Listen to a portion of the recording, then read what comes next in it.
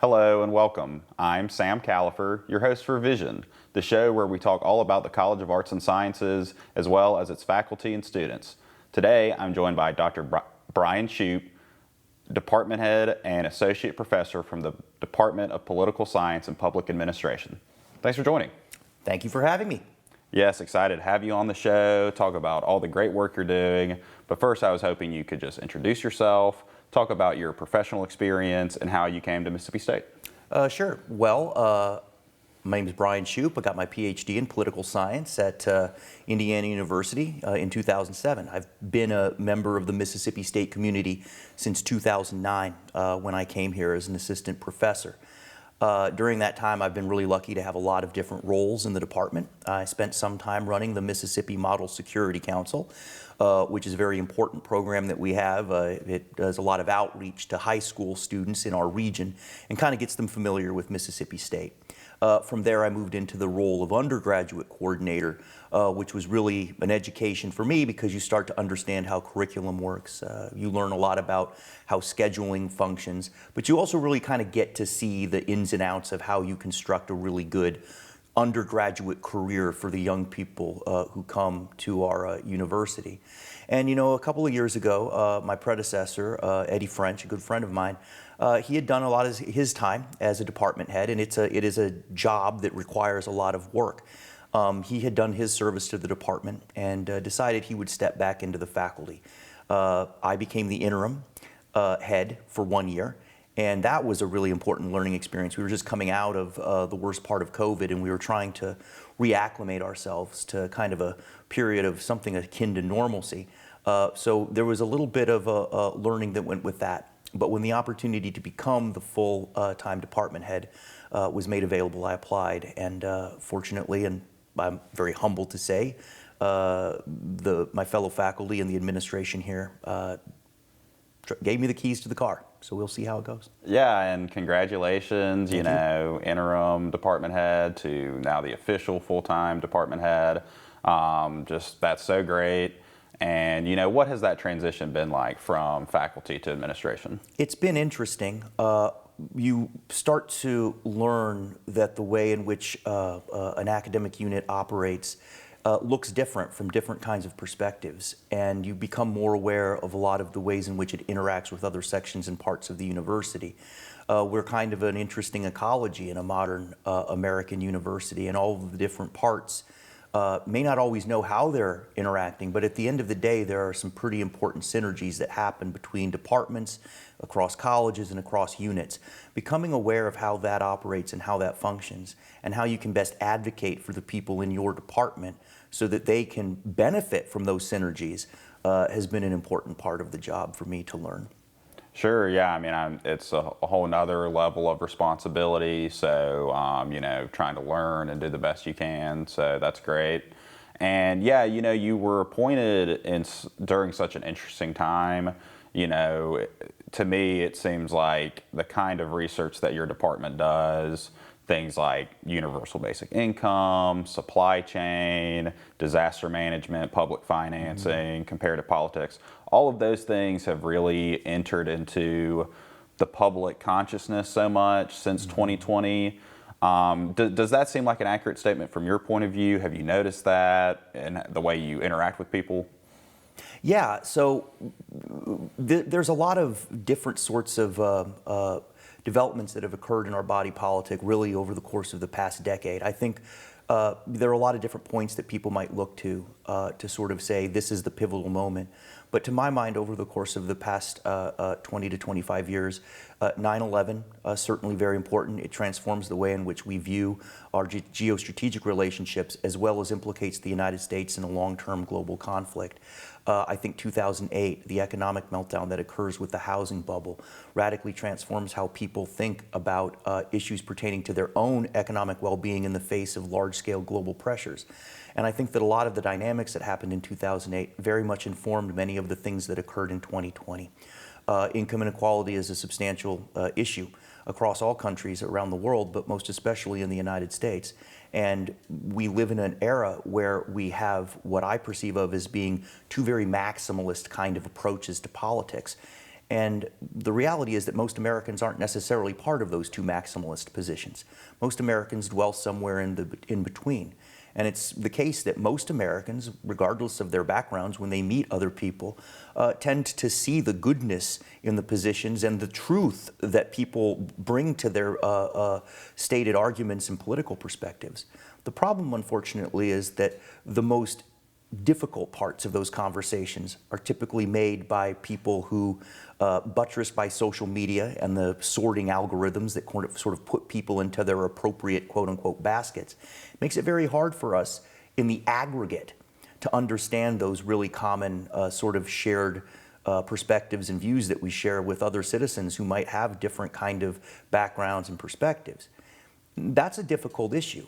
So to answer your question, yes, I think that the social sciences in general are really starting to see and engage some of these questions that are more present in the body politic.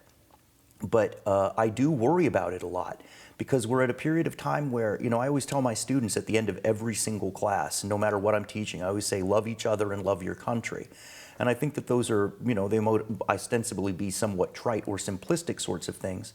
But I think if we begin from those two basic perspectives, it's very possible for us to sort of ameliorate a lot of the potential divisions that we sometimes see in our society. But I do think that it starts with effective teaching. Yeah, that is so interesting. I mean, you know, I was kind of thinking more short term, but what you're saying, even from 2000 and onward, just so many different factors makes, I think, Americans really more aware of the situation that they're in, you know, how, you know, America relates to other countries. And yeah, so it's so interesting, especially you saying that it is a very hot button topic. It seems like everyone has a very firm stance. Yes. And so it's interesting that, you know, your department teaches this and maybe try to be more informative and unbiased with your communication. And so how having to navigate that, I think, could be an issue. And yeah, it really does. I mean, you know, for me, for example, I had never even heard of the word supply chain until 2020. And then you can't get toilet paper, you can't get this, you can't get that. And so, but that kind of research, your faculty have been doing for years and years. Some, especially on the policy side, have looked at a lot of those issues, particularly as it relates to issues of governance. The experts in supply chains at Mississippi State are mostly in our business program, and you actually have a supply chain management program that is really exceptional, and the work that they do is very important and very interesting. From our perspective, we're interested in the policy perspectives and the political implications of those sorts of dynamics.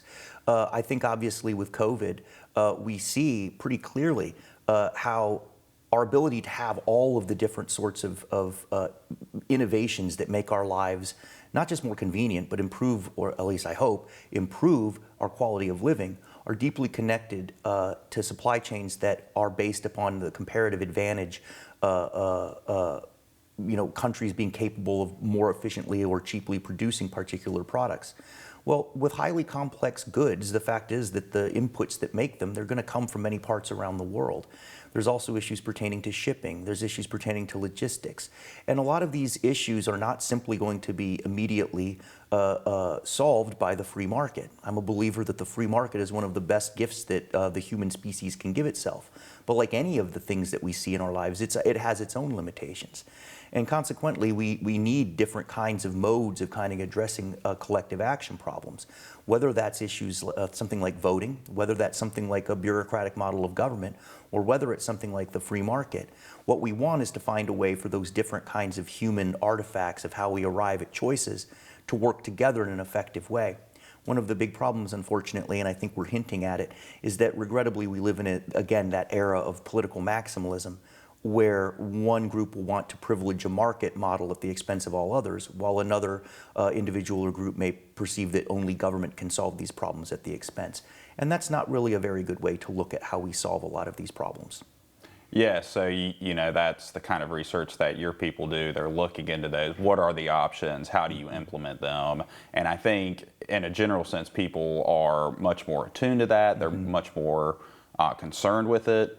And so, with these factors like COVID or the state of American politics or even the Russian-Ukraine war, how has your department addressed those heightened interests and needs from the public? Yes. Well, one of the things that we do, I think, well, the first is teaching. The role of education in the United States is, I think, more important now than ever. But it's one of those things that, again, is deeply attached to the political sensitivities that we see in this specific moment of our time. One of the things I like about our department is we are pretty ideologically diverse. We have people who run the gamut across different sorts of political perspectives, but the thing that I'm proudest about is that the professors largely leave all of that at the door. I'm very happy when students don't quite know what the specific perspective that I might have on an issue is. I want to know what theirs is, and I want to understand why and how they reason their way to these particular kinds of judgments. One of the important parts of a good, effective education, it depends on the philosophical perspective that you have, what you think the purpose of knowledge is. Whether you're a Kantian who sees it as a capacity to make effective judgment, or if you're a person who sees it from a purely pragmatic perspective, like somebody like Richard Rorty or somebody like that. The bottom line is that what we ultimately want is that we want men and women who live in a republic. And a republic is a very valuable thing. A republic basically comes from the idea that our society is something that we all commonly own together. Well, in order to own something as complex as the United States of America, you need to be pretty literate in its owner's manual. And one of the deficiencies I think that has sometimes occurred in recent years is that we don't always do that or expect that out of people. It's an important responsibility, but if we value this experiment that we've had going on now since 1789, it's really important that young people and really all people have a good understanding of what is expected of us in terms of our duties to one another in order to get the liberties that we believe that we should receive.